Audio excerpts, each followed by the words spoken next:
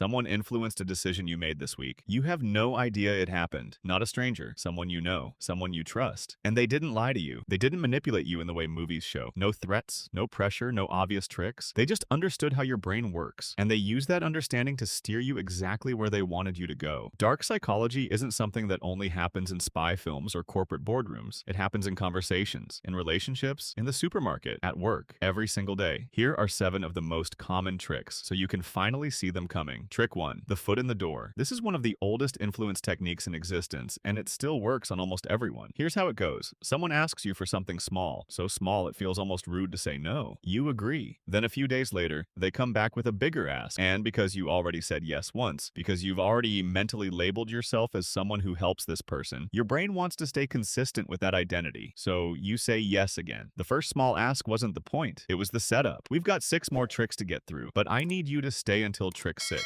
because trick 6 is the one that works on the smartest, most self-aware people, and most of them never see it coming. Trick 2. Manufactured social proof. Your brain is wired to look at what other people are doing and assume it's the right thing to do. This is called social proof, and it's a genuine cognitive shortcut that saved human lives for thousands of years. But it gets weaponized constantly. Everyone is doing it. Most people in your position would say yes. All my other clients jumped at this. You're the only one who hasn't tried it yet. None of these statements are necessarily true, but your brain doesn't verify them. It just feels the social pressure and leans toward conformity. Real social proof is genuine data. Manufactured social proof is just language designed to make you feel like an outsider if you don't comply. The moment someone tells you what everyone else is doing, ask yourself how they actually know that. Trick 3. False scarcity. Only 3 left. Offer ends tonight? I can only do this for one more person. This price is only available if you decide right now. Scarcity is real, and your brain is hardwired to respond to it. When something becomes rare or limited, your desire for it increases automatically. Psychologists call this reactance. The more something feels like it might be taken away, the more you want it. But false scarcity is manufactured urgency. The deadline is artificial. The limited supply resets tomorrow. The special offer is always available. The trick works because the panic it creates shuts down your analytical thinking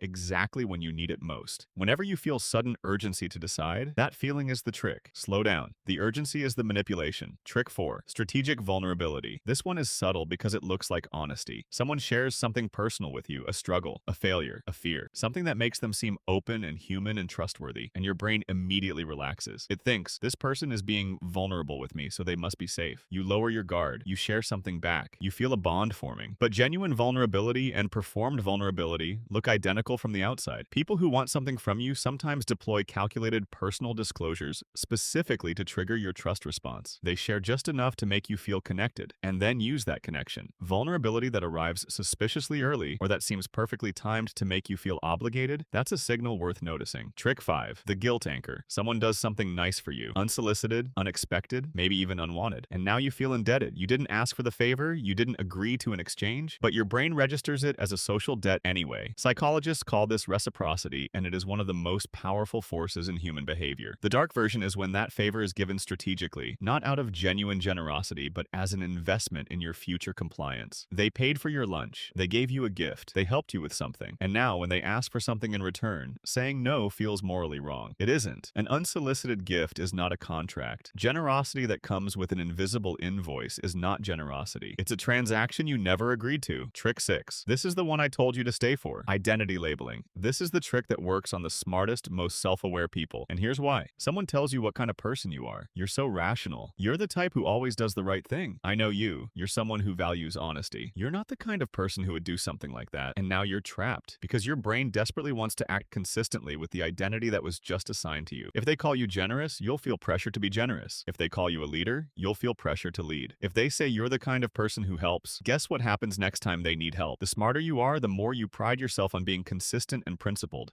which makes this trick more effective on you, not less. The defense is simple, but requires practice. When someone describes what kind of person you are before making a request, notice it. You get to decide what kind of person you are, not them. Trick 7. Gaslighting your reality. This is the most damaging of the 7. Someone consistently makes you doubt your own perception of events. That's not what happened. You're remembering it wrong. You're being too sensitive. I never said that. You're imagining things. Over time, if this happens consistently from someone close to you, you stop trusting your own memory, your own judgment, your own emotional responses. And the moment you stop trusting yourself, you start relying on them to tell you what's real, which gives them complete control over your reality. Gaslighting isn't always deliberate. Sometimes people genuinely misremember or disagree, but a pattern of being consistently told that your perceptions are wrong, especially by one person, is not a coincidence. Trust your memory, trust your feelings, trust what you experienced. Your perception of events is valid data. The most dangerous thing about this trick is that it makes you think the problem is you. 7 tricks: the foot in the door, manufactured social proof, false scarcity, strategic vulnerability, the guilt anchor, identity labeling, that's the one, and gaslighting your reality. Knowing these doesn't make you paranoid, it makes you aware. There's a difference. If this helped, subscribe. Every week we break down one psychology concept that gives you a real edge. No fluff, stick figures, small words. See you in the next one.